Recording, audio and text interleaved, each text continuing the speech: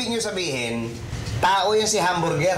Eh, kasi nga itong si Robert, yun ang tawag niya dun sa makakadate ni Baby. Akala ko totoong hamburger. Ay, hindi ah. Pero mukhang delicious. Ito na, ma'am, sir! Ladies and gentlemen, Ate Baby!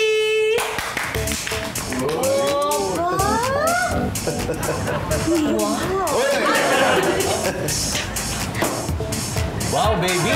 Ibang-iba na itsura mo ah. Mukhang maganda na ang kalooban mo ah. Ikaw naman ginawa mo pa akong buko. Buko? Hindi ah. Nyog pa. Ate Baby! Ate Baby! Sweet ka, di ba? Sweet. Ayos na po kami. Teka, bakit? Kasama ka sa date? Hindi, sasamahan ni Robert yan magsha-shopping. Ang dami kayong pera niyang anak mo. Sabi ko naman kay Baby, magsabay-sabay na sila. Oo, mag-iingat kayo pag sabay-sabay at baka mapagkamala kayo mascot. Joke lang. Sige na, ingat kayo. Ingat. Sige pa,